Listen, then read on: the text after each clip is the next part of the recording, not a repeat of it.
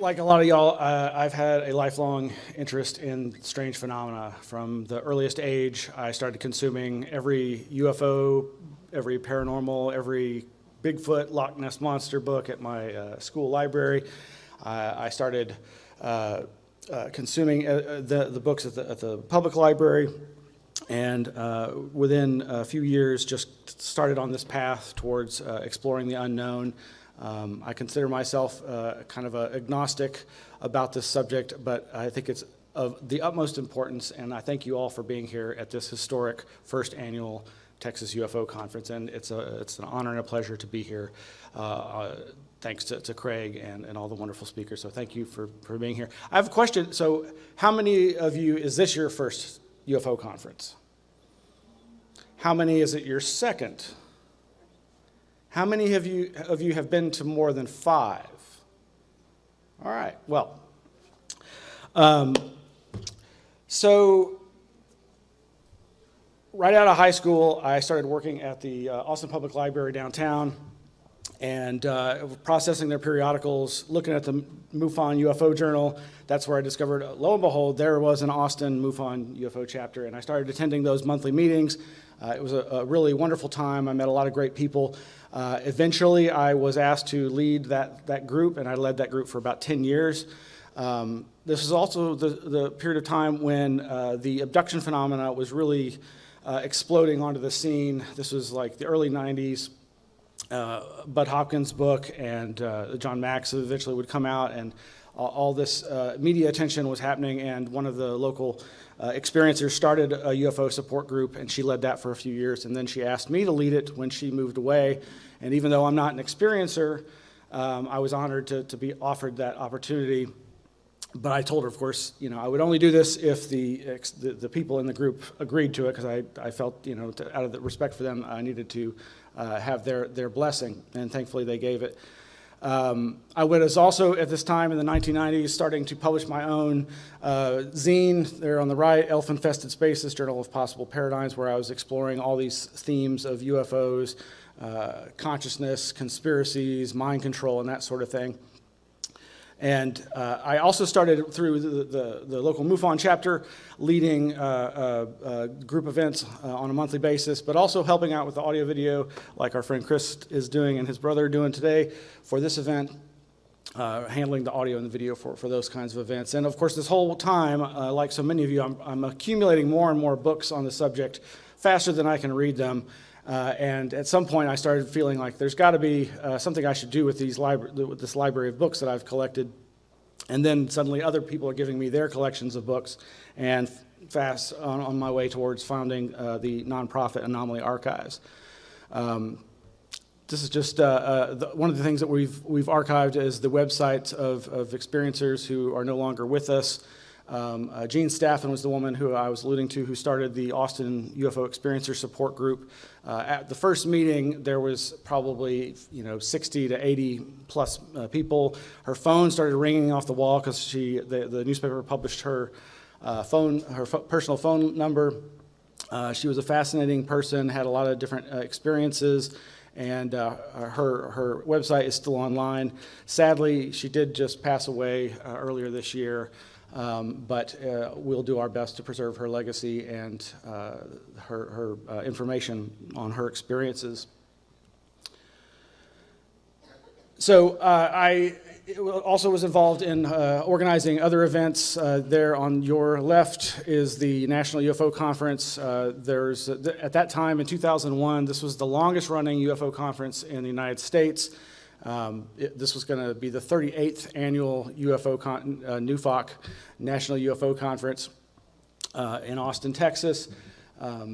Strangely, for decades, it had been hosted in a different city every year, but for 3 years in a row, it was going to be hosted in Texas. 1999, it was in San Antonio. In 2000, it was in Corpus Christi. And then in 2001, it was going to be in Austin, Texas. But if you look at the dates there, you might see that it was awfully close to a big world-changing event of September 11th, 2001. So unfortunately, we had to cancel that event. In the wake of that, we started publishing a local paranormal and parapolitical newspaper magazine called the Austin Para-Times, and went on, eventually when I left that, to found the Anomaly Archives, my publisher and friend went on to continue the magazine, but under the title Weird Magazine. As you probably know, Austin's pretty weird compared to the rest of Texas, and they've tried to embrace that with the mantra of keeping Austin weird. I'm not sure how weird it is anymore, but that was the name of the magazine, and that was the magazine issue where he interviewed me about the founding of the Anomaly Archives. So the Anomaly Archives is a 501c3 nonprofit that I founded in 2003. As I mentioned, I had been accumulating so many books, I just finally was like, they're not doing me as much good as they could do other people, so I just, with the help of other people in the local Anomaly community in Austin, Texas, went through all the process to become an official 501c3, and starting in 2003, we had a physical location where we could house the initial donation from me of over 1,000 books and magazines and other files on the subject of UFOs, parapsychology, consciousness, cryptozoology, everything anomalous that science tends to look away from. And we continued on. It was inspired by the world's biggest and most amazing UFO archive, which is not here in North America, sadly. It's in Sweden. It's a fantastic organization called the Archives for the Unexplained. AFU originally stood for Archives for UFO Research, but like the Anomaly Archives, they had to expand the breadth of their focus because, well, there's so many things that seem to have connections to the UFO phenomena. If you look at some of the stats there, this may actually be incomplete. They have 15 locations, over 7,000 square feet of shelving and materials, just a massive amount of data, and they just continue to acquire more and more and more. And the fellow you see there, he's looking at Project Blue Book microfilm. And they've just got an amazing array of stuff. And of course, not all of it's in English. They've got a lot of stuff in non-English languages. And they're scooping up stuff left and right. The fee there is named Klaus Zvan, and as I say, they were really the inspiration for me starting the Anomaly Archives. So here in North America, of course, just across the border on the other side of the state is in New Mexico, the Roswell, New Mexico International UFO Museum and Research Center. It's a really fine assembly of material. If you've ever visited there, I highly recommend you veer right as you come in the door. The strange thing to me is every time I've been there, there's nobody in the library. They're all going to the museum, because it is the museum after all, and there's all the nice, interesting displays, and then there's, of course, the gift shop that supports the efforts of this organization. But they really have a fine research facility there, and that's, like I say, just over the border. So, strangely,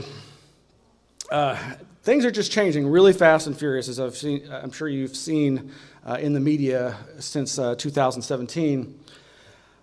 This slide I made for this presentation talks about another North American, New Mexican archive, that of David Marler. For those of you who aren't familiar with his work, he focused originally on sightings of triangular UFOs, but he has been amassing an amazing collection. Every time I see pictures of his, this is his home library where he's amassed all this material in Rio Rancho, New Mexico, on the outskirts of Albuquerque. It just gets bigger and bigger and bigger. And a few years ago, he said that he's pledged to donate this material to the University of New Mexico for permanent archiving upon his demise or at some point in the future. And then last year, he actually became a member of a board of directors of CUFOS, the Center for UFO Studies. This is the organization that the famous Professor J. Allen Hynek, who created the Close Encounters of the First, Second, and Third Kind scale, who is the professor of astronomy who worked originally to debunk UFO sightings for the Air Force in Project Blue Book, but ultimately came around to realizing that there's really something important going on here, and debunking it is not what he was really wanting to do. And so he had formed CUFOS up in the northeast part of the country, and that's where it's been for many, many years. But recently, they've been sending their archives to David Marler in New Mexico, and you can see there's a picture of him sitting behind a stack of reel-to-reels and cassette tapes, which he's been digitizing and making available for the archive. And all those new filing cabinets contain all these other files from CUFOS that he's been getting. But lo and behold, news keeps just changing. Daniel brought to my attention yesterday a press release from David Marler and a brand new UFO organization called NUFO-HRC, that stands for National UFO Historical Records Center. And this press release says that they've started this nonprofit dedicated to the preservation and centralization of UFO/UAP information in the United States, which is great. You know, I am saying, you know, Sweden's got the best archive in the world. Well, this is fast becoming, if it isn't already really, the best UFO historical archive in North America. He's also become in possession of the files of one of the earliest UFO research organizations, NICAP, the National Investigations Committee on Aerial Phenomena. Those archives had been maintained by a fellow named Fran Ridge for a long time, but recently David Marler has acquired them, and again, has formed with CUFOS members and other archivists in the UFO field this new organization, obviously timed to coincide with the release of the latest part of the public UAP report, which we still haven't seen yet. We've been waiting since Halloween. But I want to quote something from his press release because I think it's relevant to all the subjects, and that is, he says, "What I find, though, is that despite the ever-increasing amount of people that are looking at the UFO or UAP subject, not a lot of people, a very small percentage, are interested in the history. Everyone wants to know what's new, and part of that is due, I think, to the framework by which the intelligence community and the media in recent years has framed the discussion, this new discussion." And he goes on later to mention, it's as if the UFO phenomena started in 2004 with the Nimitz case. Y'all may have seen all these, the Navy UFO videos or UAP videos. Basically, you know, there's been this rebranding of the UFO terminology as UAP, which I don't mind because it's got the word anomalous in it, right? Or no, it's aviation, unidentified aerial phenomena. I prefer unassimilated, fantastic observations, but anyway, this is huge news. I mean, I was already really jealous and impressed with his collection, but this is massive news, and I really am excited about it. And there really is a sea change happening out there. Whatever you think about the news that's come out since 2017 about the Pentagon's UFO research organization and the Lou Elizondo story, there's at the same time and for years preceding this been a sea change happening in academia, and most people aren't even really aware of it, but it's happening not in the physics departments, but it's happening in the humanities, the philosophy departments, and the religious studies department. And Daniel mentioned earlier that we both got to attend this fantastic event in March of this year at Rice University. This is really, to me, as big or bigger than the announcement I was just mentioning about David Marler's archive. This is a STEM, science, technology, engineering, mathematics university, Rice University in Houston, Texas. Their humanities department starting an archive focused on strange experience, strange encounters, UFO encounters, parapsychology, shamanic experiences, spiritualist medium experiences. Now, its size and scope doesn't quite perhaps rival that of David Marler's, or definitely not AFU's in Sweden, but this is a real big game changer. And the kinds of people that they have archived are my favorite UFO researcher, Jacques Vallée, has donated his materials. Dick Haynes, a very hardcore UFO researcher from back in the day, has donated his materials. Larry Bryant, another hardcore UFO researcher. But as I say, there's also there's a spiritualist medium from England who's still alive named, I think his name's Alexander. He's donated materials from his collection. Stanley Krippner, who's very famous in the shamanism and parapsychology field, has donated his material. And there's more and more of this. And it again, largely is happening because there are these professors at various universities around the country in the religious studies department who are taking a hard look at this phenomena and really mainstreaming it within academia, who previously have been not willing to look at this at all.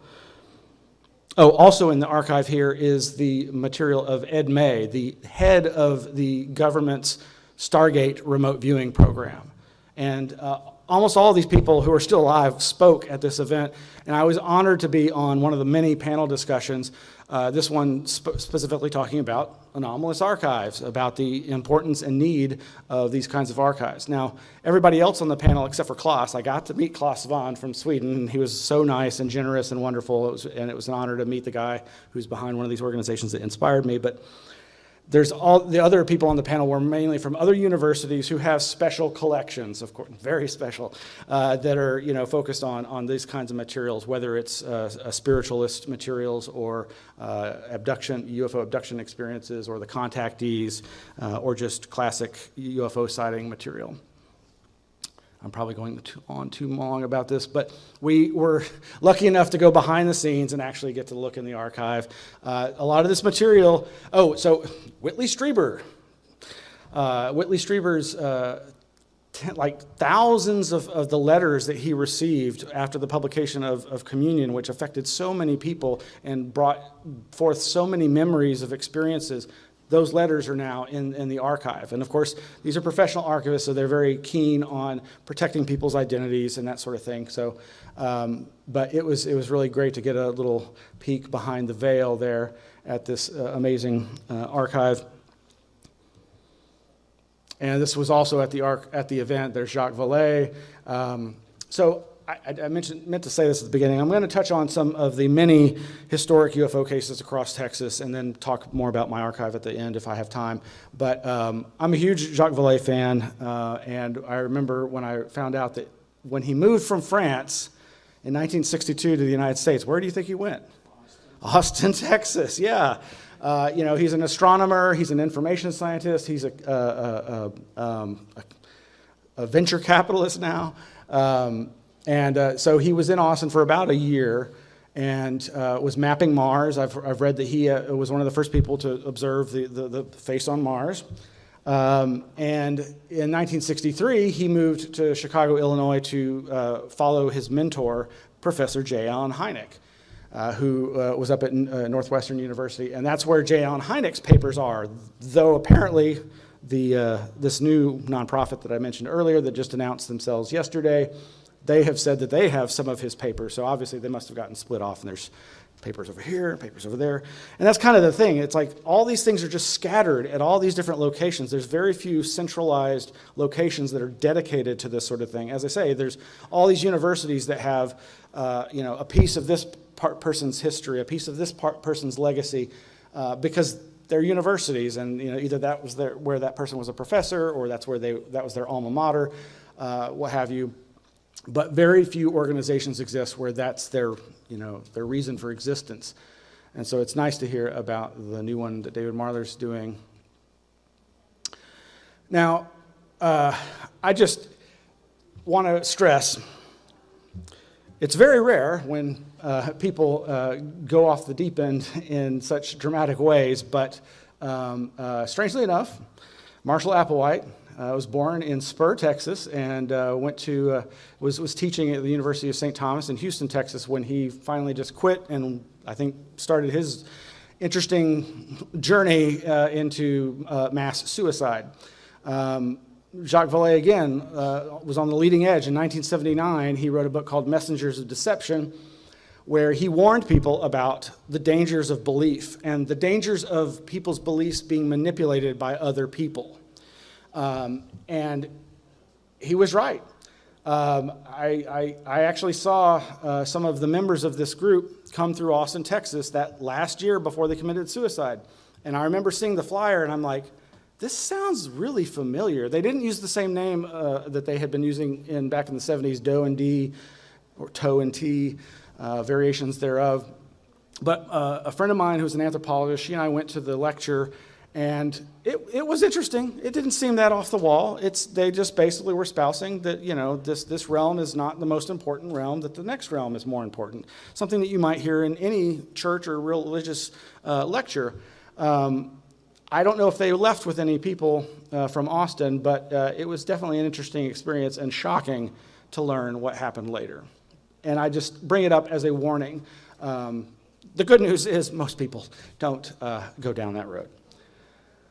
So Texas is obviously a huge state with a massive wealth of historic UFO cases. Up in North Texas, of course, we've had things like the Loveland case, the Lubbock Lights. Down south, we heard a little bit more about the Edinburgh case from 1966, which really I'd only learned about very recently. And the person behind the series of conferences down there, Noe Torres, has really made the south part of Texas a UFO mecca for the last 10 years, doing a whole slew of fantastic UFO events and getting the local cities on board with having the festivals because, hey, it's good promotion there, right? Meanwhile, in East Texas, we've got the classic ghost lights of Bragg Road, and of course the Bigfoot phenomena in East Texas in the Big Thicket. And then over in West Texas, a completely different geological environment, we also have mystery lights. In both cases, skeptics try to write off the lights as misidentification of car lights, and that certainly is just like every UFO sighting, 80 to 90%. Easily identifiable. It's those 5 to 10% anomalies that you can't identify, that we don't have enough information to draw a judgment that are the most intriguing.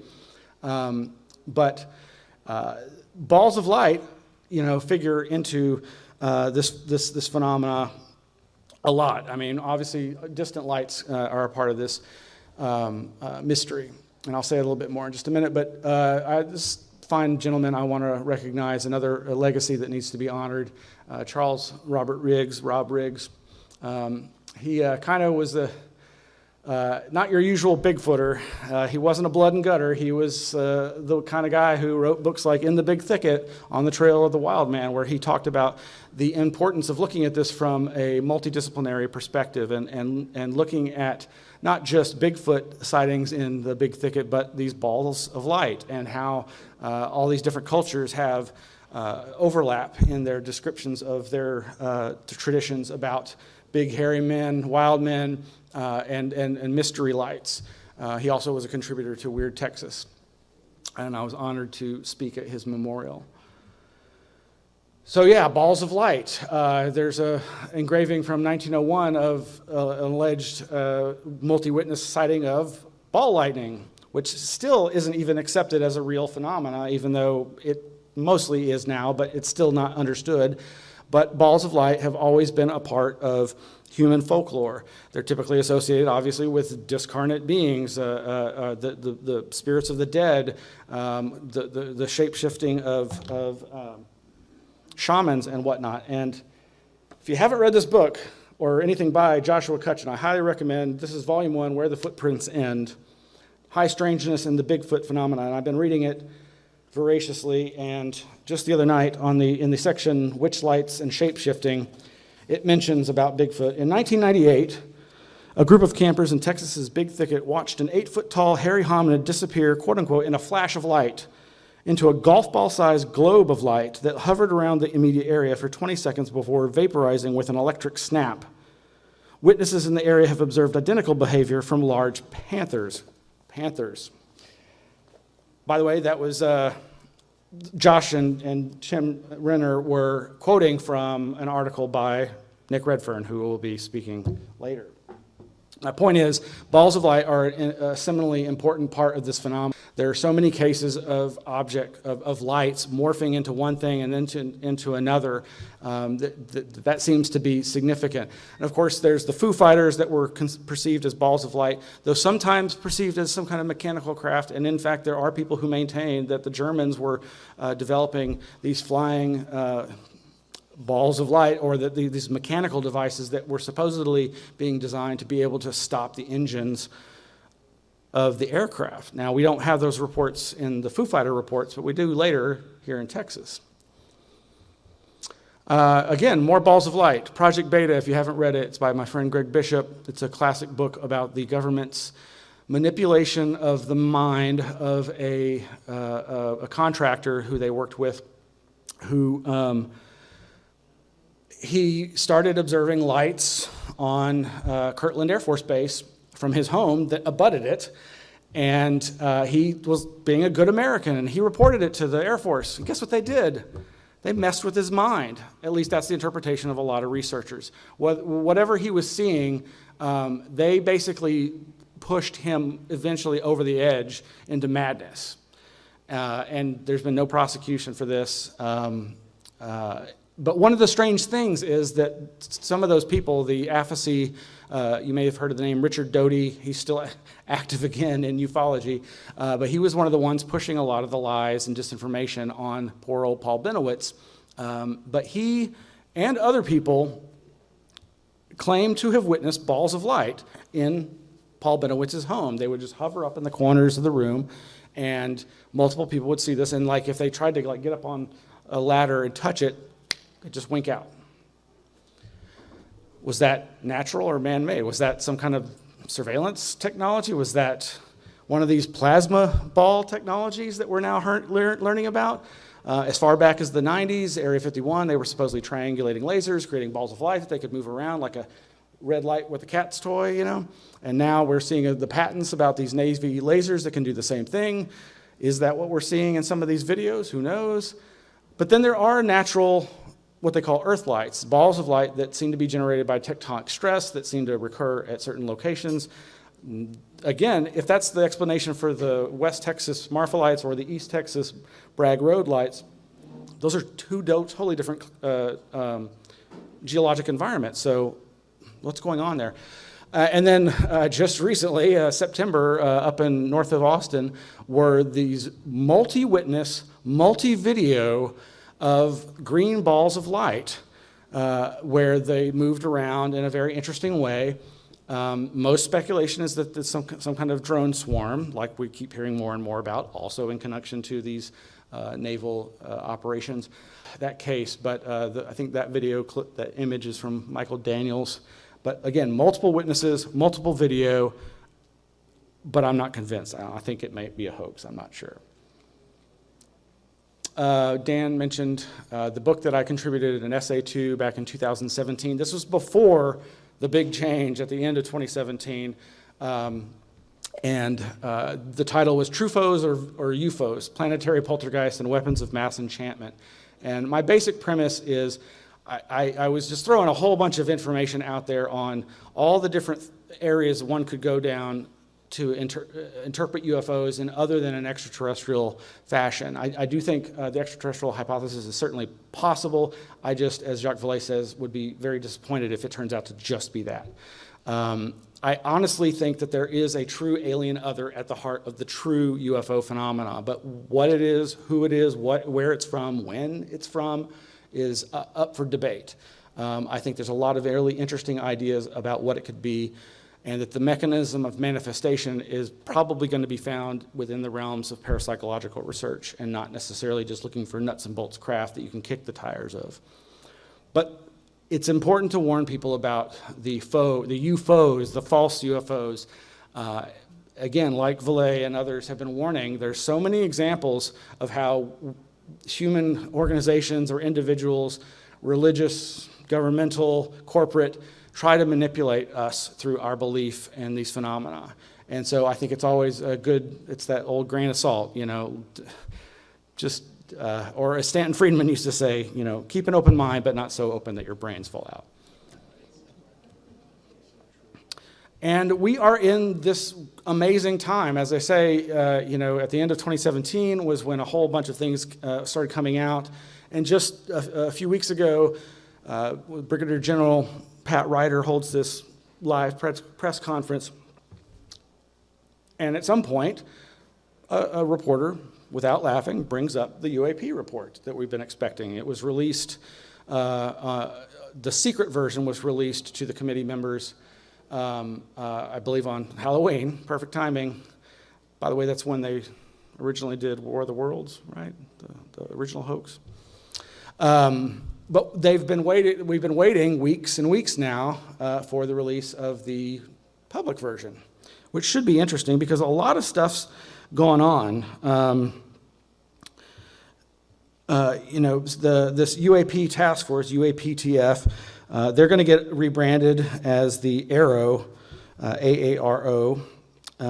In the last few weeks, there's been some news articles talking about the fact that in February of this year, the UAP task force met with Canadian military officials to talk about the report that was about to come out. And then just recently, a whole other investigation is underway, or at least the beginnings of it. The NASA, finally, you might think NASA would be the organization to look into this stuff, but they're finally getting on board with looking into this, whereas they've pretty much poo-pooed it like so many other governmental organizations for so long. And so right now they're just kind of trying to figure out, well, how are we going to go about investigating this? Well, duh, there's been, a million organizations looking into this for a long time. So they've apparently decided to meet with GEIPAN, G-E-I-P-A-N. That's the French UFO investigating organization that's been around since 1977. So not all governments are just like, oh, there's nothing to this. And their report, by the way, that they published, 10 years ago or something? Yeah. Definitely worth a read. Yeah. Get the English translation, but if you are a serious scholar of this subject, it is absolutely worth a read. It's there's a lot of knowledge to be gleaned from these other foreign, non-American organizations. All right, yeah, so the UAPTF is being renamed the AARO, A-A-R-O, for All Domain Anomaly Resolution Office. There's the anomaly. Oh, good. All right. So what is this 2017 sea change that started? Well, of course, at the end in October, Tom DeLonge, Blink-182 musician, singer, had been talking for a long time about him being in contact with government and military officials, and people were pretty skeptical of this until the WikiLeaks happened. And interestingly enough, one of John Podesta's emails with DeLonge and I believe an Air Force person came out, and it maybe gives us a hint of what his ultimate aim is besides monetizing UAP and UFO information and technology. And that was when he said, quote, "This project is about changing the cynical views of youth towards government." And in some cases, seemingly absolving all the people who've been doing the secret stuff, probably in violation of the Constitution, but of course, in the interest of national security for the last 70 years. Anyway, he rolled out all the different people involved. These are some huge bigwigs: Chris Mellon, former Deputy Assistant Secretary of the Defense for Intelligence; Jim Semivan, former Senior Intelligence Services, CIA's Director of Operations; Steve Justice, former Advanced Systems Director for Lockheed's Skunk Works; and of course Lou Elizondo, the poster child for I can't tell you because I signed an NDA and it's all top secret. And then of Hal Puthoff. That man is brilliant. If you've not followed his career, So there was another $20 million program besides the ATIP OSAP program that he was involved with. That was the remote viewing one. That was secret for a long time. But this is just a quick look of okay, I mentioned NICAP earlier in 1956. They were one of the earliest UFO organizations. Now their archives are with the organization that's not on here because they just announced themselves today, or yesterday rather. But you can see since 2017, there's been a plethora of organizations that are popping up to take advantage of and position themselves to be like the new MUFON or ED, and we'll see where all that goes. And then there's good old Hal. Yes, Hal, quite familiar with his background. I was fascinated with psychic remote viewing long before the secret program was revealed because he had published about it, and you could learn how to make money doing it. In case you know, psychic remote viewing, precognitive associative remote viewing, it's great to win the lottery or blackjack or other things. Just read into the books about it. But there's a lot going on in Austin with consciousness research associated with Hal Puthoff. On the left is one of the awards that the other nonprofit that I used to serve on the board of got for their research project where we did a remote dowsing research project. So in 2012, I think we got this War Collier Prize from the International Remote Viewing Association. And Hal is one of the original advisors on INAX is the organization. And then the Anomaly Archives has hosted good old Paul Smith, a remote viewer, former military remote viewer, where he gave a lecture. And you can, on our YouTube channel, you can see this lecture for free, Remote Viewing UFOs. I have a quick question. Does Dr. Puthoff give, does he lecture in Austin very often, or? No, he's pretty reclusive. He's actually, he was going to speak at a big space conference that had nothing to do directly with UFOs or psychic this. It was just a straight space industry conference, and I was really excited about that, but I think they canceled it, or he canceled at the last minute. He's fairly reclusive, yeah. So I was going to talk about San Antonio a little bit here. That's my birth town, even though I grew up and lived most of my life in Austin. A lot of people don't know about its anomalous history, besides the fact that some of the paperclip Nazis went there, besides the fact that some of the MK Ultra programs dealing with children were done there. This guy up on the top right there, Tom Slick, was an oil man and investor who, over the course of the 40s and 50s, founded 3 really significant organizations. Texas Biomedical Research Institute, which has a primate research lab, which often gets associated with stories of escaped chimps or possibly sequestered Bigfoot. I kid you not.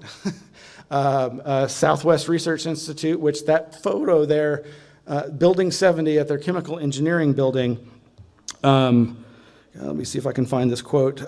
So they've definitely accepted this Bigfoot history. Dang, I'm gonna. Oh, yes. So on their Facebook page in December of 2021, they said, "The metal cutout of our favorite mythical creature moves every few weeks, popping up in various locations across the 1,500-acre campus." Southwest Research Institute founder Tom Slick famously sought the Yeti and other creatures in his bid to understand the mysteries of the universe. So they've embraced that. That's not kind of nice. Mind Science Foundation was his attempt to create a parapsychology investigation organization. Sadly, they seem to have really shifted to just mainstream neuroscience. The closest they get to anything weird is trying to find out why people believe in anything. Of course, San Antonio is also very well known for UFO experiencer and abductee Whitley Strieber, former horror writer, science fiction writer turned UFO proselytizer, a very controversial. He's still very active, and like I mentioned, he's donated his collection to Rice University.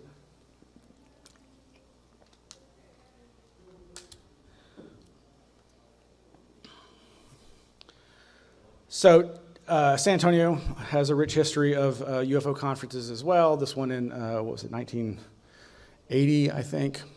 Oh, no, excuse me, 84, featuring John Allen Hynek, Joseph Allen Hynek.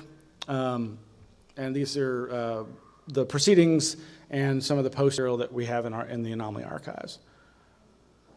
Of course, back, I mentioned earlier, the National UFO Conference that was in 1999 was in San Antonio. There's, again, the poster art for that.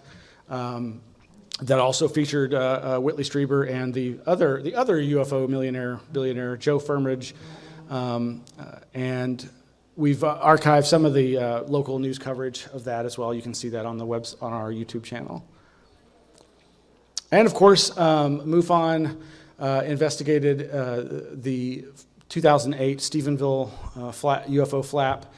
This really brought so much national, international attention down on Stephenville when there was a series of sightings and lots of witnesses. On the left there is Robert Powell, who was for a time MUFON's lead investigator. He ultimately left MUFON and helped found this other UFO organization that has since rebranded itself as a UAP organization, the SCU, Society for, or no, I'm forgetting what it stands for, but the Coalition for UAP Studies. Very significant case. I also mentioned Mike DeGroff was he took over from me at some point, he was at some point was the head of Austin MUFON. He also was a board member for a time on the Anomaly Archives, and he helped with some of the interviews there. I'm not sure which investigation. Very significant, besides this, the wealth of witness testimony, this actual radar data that showed a object moving that was tracked for, I believe, over an hour or about an hour. I think it was moving at like 40 miles an hour, so not like zipping around doing anything truly anomalous, but it certainly wasn't supposed to be where it was, because guess where it was headed? Straight to the president's ranch at Crawford. This is a really well-documented modern flap of UFO activity here in the state. And another person whose legacy is worth noting and preserving is Angela Joyner, who passed away at the beginning of January 2021. Yeah. She won awards for her journalism, and in an interview with a friend of mine, she commented that during one of those TV appearances, a Channel 11 News reporter asked her behind the scenes, "How did you have the guts to write this story? I wouldn't have touched a UFO story with a 10-foot pole." And as the writer of this article says, this is an anecdote which was shared during the Biennale of America interview with Angela Joyner in February of 2010, perfectly illustrates the stigma still present in the UFO topic not too long ago. And that does seem to be changing. I mean, there does seem to be a lot less opportunity, or the media seems a little less prone to cueing the X-Files music or Twilight Zone music ever since the revelations of the Pentagon UFO program. But as we saw in an earlier presentation, they're still prone to ridicule. So some other examples, Roy Craig, who was the chief investigator for the Condon Committee that was done in the late 60s at the same time as Blue Book was winding down, was paid for by the Air Force to be an independent investigation. Most people consider it really a sham, that it had already arrived at its conclusion that UFOs were not important. And sure enough, by the end of it, they were saying there's nothing to be gained scientifically by investigating UFOs. Well, Roy Craig was its chief investigator, but he kind of changed his mind, at least to the point where he thought that there was something more to it. He wasn't necessarily a believer, but this book was published in 1995 by the University of North Texas Press. And though he was from, I believe, a Colorado university, Texas A&M got his collection. The papers of Roy Craig are housed at Texas A&M University's Cushing Library, and he donated 9 boxes of his papers and research findings to the Science Fiction and Fantasy Research Collection at Texas A&M University's Cushing Memorial Library. And he chose them over his Fort Lewis College because the librarian here in UNT, or rather Texas A&M, asked for them. And because they promised that they would be in a climate-controlled environment and made available to the public and properly processed. So whatever part he may have played in debunking UFOs in the Condon Committee, he thought that this was important enough. Now, this was on display in 2003, and it's from the collection, and yes, this is a silly thing. It's a lawn mowing muffler that apparently was glowing red hot and flew through the air and was mistaken for a UFO. I kind of doubt that. I really kind of doubt that, but you're going to be hearing more from Nick Redfern about the Cash Landrum case. This is such a phenomenal case. I mean, I still remember seeing "That's incredible" and them talking about the witnesses. This had a big impact on my young, impressionable mind. I still think it's a fascinating case. There's a great bunch of information about it, digging through all the evidence at blueblurrylines.com. But what's really interesting, and again, going to the archival aspect, is you can find some of the archival documentation about this in the Texas Department of Health files, and they've got a PDF from there, because of course they tried to sue the government because of their belief that they had been irradiated by what the energies coming off the object. But you'll hear a lot more about that from John Schuessler. Yep. Wrote a fantastic book about the Cash Landrum incident. If you haven't, that really is really, I mean, it's worth of. Yep, former MUFON director John Schuessler. Of course, the Lubbock Lights in 1951. Birds, right? Yeah. Birds seen at night, reflecting light. Now, when I was going through Lubbock not too long ago, I saw during the daylight some birds flying up, and I was like, well, they're reflecting light, but I just don't buy this explanation. But one of the primary witnesses, who was a professor, his files are on file at the Texas Tech University Special Collections. So another example of how all these kind of pieces of the puzzle, pieces of history are archived, but they're not in a central location. The Leveland cases, interestingly enough, Blue Book did classify as an unknown the 1952 Leveland case, which was like a couple of witnesses seeing a spinning top type object. But then a few years later, there was this mass sighting in 1957 by multiple witnesses, multiple incidents over the course of the evening. Yes, there was thunderstorms in the area, and so what do you think they wrote it off as? Other ball lightning. Kevin Randall, an old hat in the UFO field, has published a new book called Leveland, where he reinvestigates the case, looks at all the old material.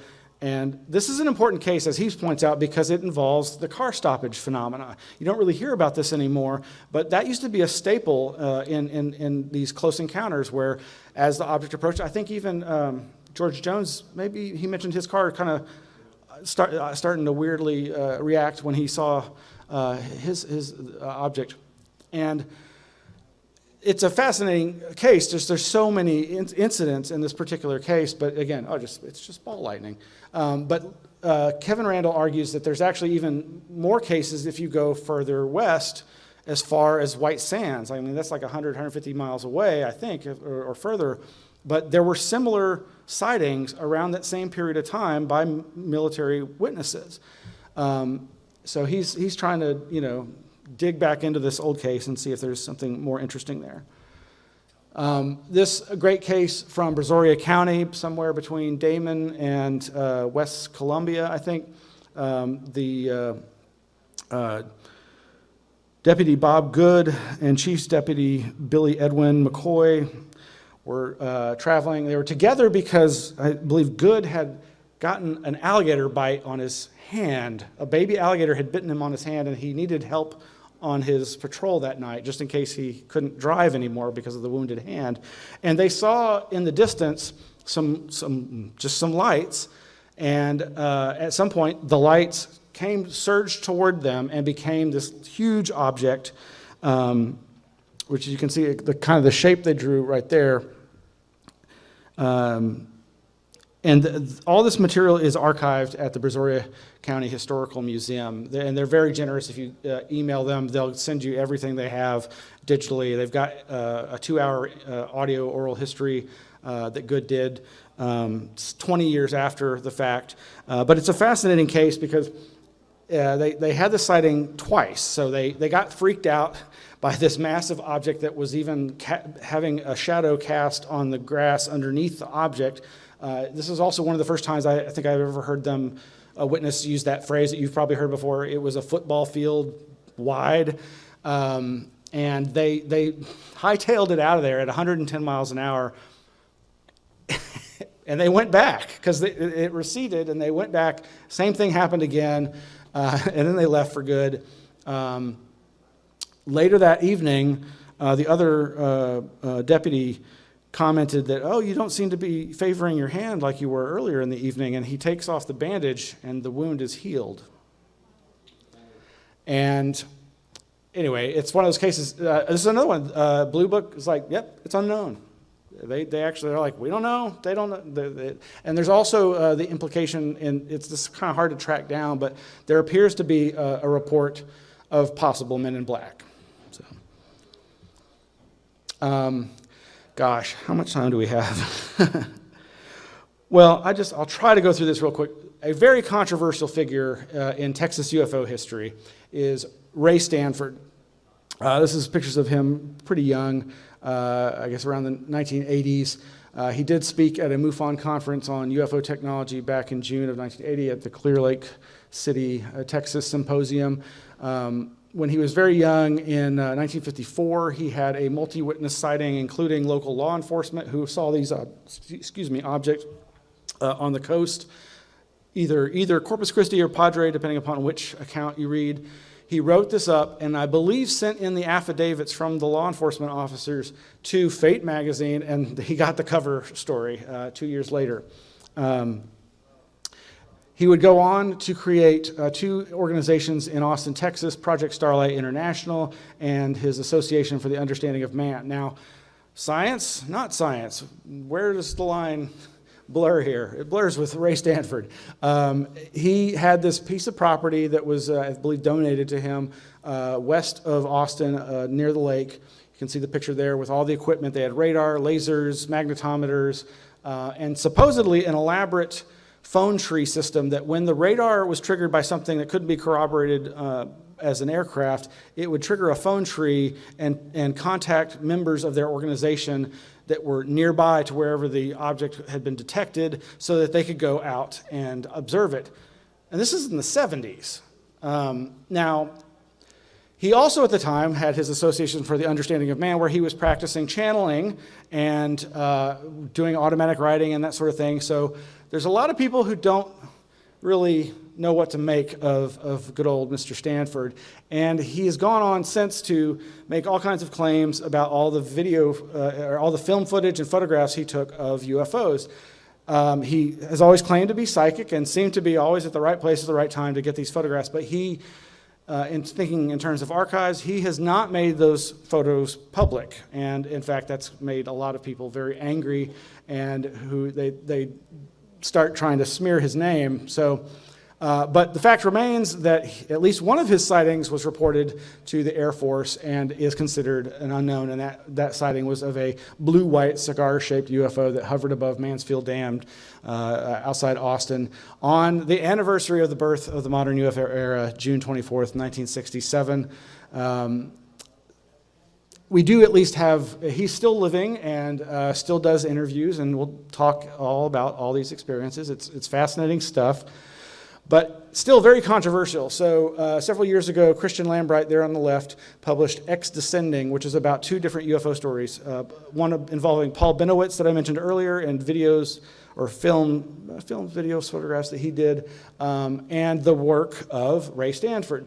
In 1985, in Corpus Christi, Stanford had a multi-witness sighting where he filmed with an 8mm color camera a series of 7 or 8 discs on their edge, vertically, moving the way you wouldn't expect a flying saucer to move, this way. And he said in analyzing the photos, and he'd show the film to people like Chris Lambright and other researchers, but only privately, he thought he could see lines of energy and force around this object that were like beaming out ahead of the direction it was moving. As I say, he's a very controversial figure, and last year, the fellow at the bottom right from the University of Albany, Kevin Knuth, who is a member of one of these new UAP organizations and an academic scientist with NASA-type credentials, he gave a presentation for the American Institute of Aeronautics and Astronautics, who have recently formed, with the help of one of these Navy UAP witness pilots, or just witnesses, an advocacy group for unidentified aerial phenomena within this long-established American Institute of Aeronautics and Astronautics. So they held this whole little mini-conference about safety issues associated with aerospace and UFOs, UAP, and Knuth was giving a presentation where he featured prominently the slide you see there showing the imagery of Ray Stanford. Now, a lot of people were like up in arms saying, this guy is a crank, he's a contactee, he channeled stuff, you can't take anything he says seriously, nobody's been able to vet these photographs. But this guy, did what I thought was a pretty good presentation. But what's also interesting is it brought up this issue of this guy on the left, Mr. Mirabeau, I may be mispronouncing his name, but as this UFO researcher of some repute, Keith Basterfield, says, another earlier Mirabeau UFO-related account was given by Lambright later in his book. In early 1978, Mirabeau wrote to a Dr. John Warren expressing interest in Warren's 1977 MUFON symposium, yada, yada, yada. Well, I think I've left out. Basically, Mirabeau met with Ray Stanford and allegedly saw this film that shows this beam going out in front. And what is this guy getting lots of money to research? Using lasers to beam out in front of a craft to make it faster and better. And it's clear that he's been, like so many people, looking at UFOs and reverse engineering, if you will, technologies and ideas that can help us aeronautically. Clearly flying in the face of the Condon committees saying that there's no scientific value in investigating this. And there's, just to drive this point home, a former NASA aeronautics guy of much repute, Paul Richard Hill, this book I believe was published posthumously, but it's called Unconventional Flying Objects, and it's all about looking at UFO cases and trying to come up with new ideas about aerospace and aerodynamics and so forth. Well, I'm out of time, but just real quickly, so whatever you think of Ray Stanford, if you just Google Ray Stanford fossil hunter, you'll find he's pretty well accepted by NASA as the real deal in terms of finding more fossils than anybody else, just like he used to get more UFO photographs than anybody else. That is a placard of display at NASA's Goddard facility about the stuff that he found. They were going to dig a big area and build an expansion. Well, he found dinosaur stuff there, and now they're not going to build it there because, well, it's history. So I don't get to tell you much more about my Anomaly Archives, but you can go to anomalyarchives.org. We've been around since 2003. We have over 7,000 books, thousands of periodicals, hundreds, thousands of files. We are currently homeless. Due to the effects of the pandemic, we lost our lease. We have been in storage, sadly, since February 2021. If anybody knows anything about Austin, you know that there's nothing affordable about it. So we are still struggling to move forward, but I was going to just tell you all about our activities and some of our collections. But you can just go to the website. We've got our YouTube channel. You can see lots of past videos. Back in 2020, we did a 6-week fundraising streamathon on YouTube where we had probably over 50 or 60 hours of lectures for free to raise money. We raised about half of our annual budget that year, but sadly, it wasn't enough to keep us from becoming homeless. So. And there we are when we were packing up all those books to be put into storage. So the story isn't over yet. You can find us at our website. We have most of everything that's cataloged is on our online catalog. We still are doing outreach events, virtual and physical, and you can reach me at anomalyarchives.org. Thank you so much.